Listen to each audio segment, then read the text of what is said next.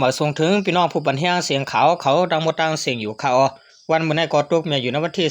24เดือนธันวาคมปี2025นี่แหละ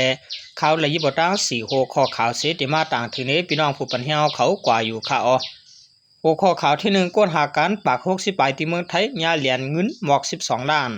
หัวข้อข่าวที่2ลูกจุ่มพิธีอับ3ก็เอาเครื่องกองกลางหมักมือจืนยามสิวางเครื่องปันตับซึกได้ SNAหัวข้อข่าวที่3กวนเหรียญกินเงินจาแฟตติมยาวติเฮียงปลายเหรียญเข้าผังเมืองไทยหัวข้อข่าวที่4เหตุการณ์เมืองมานก็หนึ่งเหตุการณ์ห่างเครื่องนิบมือเลยญาเจ้าหน้าที่ติ่งยับในข่าว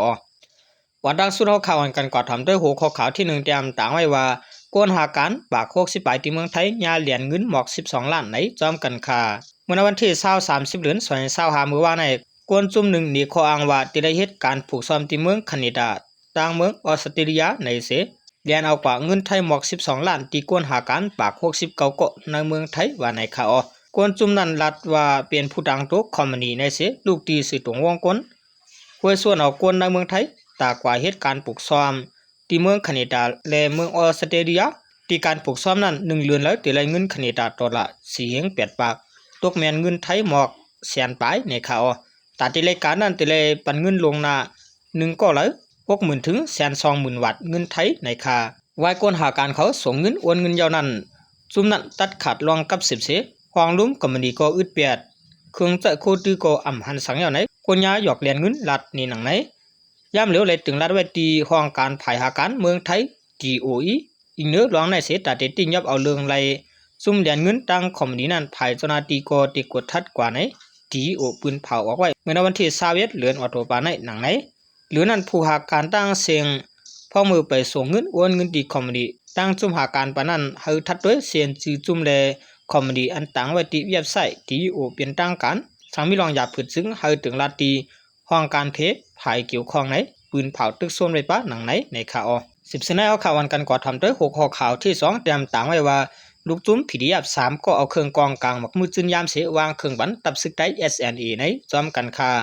เลี้ยงข่าว SNA ลาดว่ามีคนซึกผีดีอับ3ก็เขาวางเครื่องบันตับซึกจุดจัดได้เลี้ยง SNA ตับจุ้ม614ตีวันจองเลยเสวียงวันหมอกตื่นเสกียงป้อนหรือในข่าวและหัวเมื่อวันที่23เดือนออกโทบ2025มื้อวานในมีผู้เข้าจุ้มผีดีอับ3ก็เอาปะดังเครื่องกองกลางหมักมือจืนยามมาจอมเสวางเครื่องเข้าโหมพร้อมตับซึกได้ SNA เสียซื้อเขาอันมาเข้าโหมพร้อมนั้นเลยมีไว้ตีหลอดเพลีงามเยาะในข่าวเมื่อนั้นก้อยหนังเก่าเมื่อนั้นเหลือนจน2025ป่นมานั้นก็มีคนซึกผีดีอับ3ก็เข้าโหมวางเครื่องปันซึกได้ SNA เส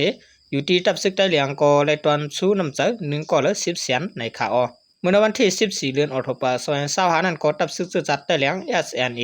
ขึ้นหุบซิมเอาไลตะปางเสาอันมีหิมหวานเกี่ยงเล็บเสวียงหวานหมอกนั่นเสียยึดซิมไลตัวตายซึกขังเขียงเอพิริยาพาก็เลยเครื่องกองกลางหมักมือจืนย้ำคำพองในค่าเมื่อนั้นก้อยหนังกับวันจักโตเลยวันขมุอันมีหิมเวียงหวานหมอกนั่นก็ตับซึกจัดได้เหลียง SNA หุบซิมไลขึ้นเสกุมกำไว้ยาวเลยยามเดียวปอดหิมหวานหมอกเจ้านั้นก็ตึกเปลี่ยนบางตึกไว้อยู่ในหูหนังในค่าพอข้าตอนดาขาวเงาหุ่นในขาวไหลปุ่งอิงออกมาติงเงาเลี้ยงหุ่นหมายเขาเตรียมต่างไว้มีหนังในขาว10เสนเอาข่าววันการกวาดทำเตยหัวข้อข่าวที่3เตรียมต่างไว้ว่ากวนเหรียญเงินจ่าแผ่นติมยาวติจำเฮียงปลายเหรียญเข้าผังเมืองไทยในจอมกันค่าเมื่อในวันที่23เดือน2025มื้อวานในที่โคคำ2ผังเมืองหมาย1อันมีนาเวียงยาวติเมืองยางผึกนั้นมีกวนเหรียญเงินนับโหปากเปิดตาไปเข้าเมืองไทยตั้งแต่กลางนาเจ้าว่าในเขาเมื่อวันที่22เดือนธันวาคมปี2025นั้นย้อนมีข่าวลือว่าซึ่งมันที่เข้ากดทัดขีเคปักอันตีอองซุ่มเหรียญกินเงินจ่าแผ่นอยู่ในแลกวนเหรียญกินเงินเขาอันกันตื่นซ่านปลายนีกันนับโหเฮงในข่าวกวนเหรียญกินเงินเจอเหรียญเข้าฝั่งเมืองไทยในกำนำเปลี่ยนกวนเมืองเขเมืองอินเดียเมืองอฟริกาเมืองอิธิโอเปียในข่าวไว้หลังเลยยินข่าวว่าซึ่งมันที่เข้ากดทัดขีเคปักแทงในแลสั่งอ่อนกันแฮนโคเสไปเข้าฝั่งเมืองไทยกูตังอ่อนกันคัดเจอไปเข้าเมืองไทยกูไลตั้งแต่เมื่อว่ากลางคืนต่อถึงมื้อในกวนอันตึกลักเขามีอยู่กูภายในข่าวตาข้ามกว่าผังไทยในมีหือตาลัดข้ามอยู่เสียตาก็เปิดหืออำคืดเจอเลยเสื้อเวียนตกน้ำเสลุยข้ามมาผังไทยก็มีดังน้ำในค่ามีข่าวลือเทียงว่าในวันที่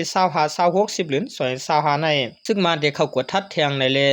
คนเหตุการณ์เรียนเงินกำพองอ่อนกันซิมโคซิมเดียงเสปลายกันแทงตีโคข้าม2ผังเมืองหมาย2นั่นก็เลยหันก้นเรียนเงิน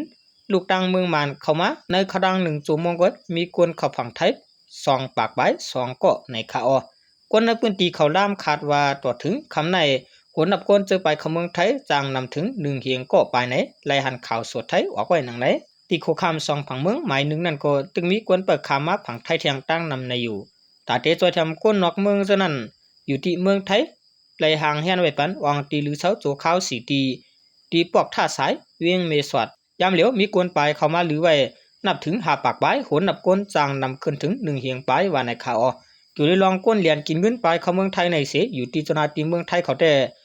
ตีห่วมตั้งจุ่มไผ่เพียวมุ่ยการก้าขายกวนเสตี10จัดการกว่าในข่าว10แนวข่าวกันกว่าถอมเต้หัวข้อข่าวที่สีเตรียมตั้งไว้ว่าแห่งการเมืองมันก่อนหนึ่งเหตุการณ์ห่างเคิงเนี่ยมือเลยยาวจนาตีติ่งยับในจอมกันคาเมื่อวันที่22เดือนธันวาคมปี25นั้นจนาตีลุ่มไผ่กดทัดกวนเข้าเมืองติ่งยับแห่งการยิงก่อนหนึ่งย้อนกับเหตุการณ์ห่างเคิงเนี่ยมือในข่าวนายยิงก่อนยางยับในเหตุการณ์ไว้ตีประกาศเมเหในเวียงเกียงใหม่เมืองไทยลองตั้งอันมานะยางยับในย้อนกับเหตุการณ์อันแห่งการมีศูนย์เหตุในเมืองไทยจังยาติงยับในข่าวนายยิงก่อนยางยับในมาเหตุการณ์ตีล้านห่างเคิงเนียบมือในมี2เหรียญและหับเงินเหรียญ1เหรียญแล้ว14,000 บาทเงินไทยสั่งเอาปักเมืองใหม่มีไทยว่าถึงแห่งการยานเมืองมีศูนย์เหตุการณ์เกี่ยวตั้งการห่างเคิงการแก้คนโหการห่างเคิงเนียบมือเสือในเขาป้าไว้ในการอันแห่งการไรขว้างเฮ็ดในข่าวลองตั้งอันมานางยางยับเถียงอันหนึ่งแต่ก็ย้อนว่า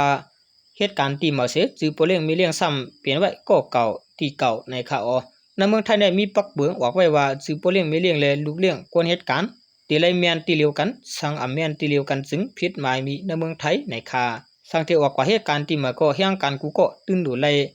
ล่จือโปเลี้ยงมีเลี้ยงเป็นตีมาเฮาเมียนตั้งวางตีอันเจ้าก่อเหตุการณ์อยู่ย่ำเหลียวสังอำเฮ็ดจอมจึงตื่นผิดปักเบืองแห่งการเมืองไทยเอาไหนไล่หันข่าวเชียงใหม่นิ้วเตรียมออกไว้หนังไหนก็เป็นปัวเลี้ยงอันมานางเหตุการณ์ห่างเคิงเนี่ยมือไว้ยามเหลียวในก็ว่าอยู่ที่ปัวเลี้ยงก็ฮับไว้ก้นเหตุการณ์อันอ่ำเมียนตั้งสื่อปัวเลี้ยงไม่เลี้ยงในข่าว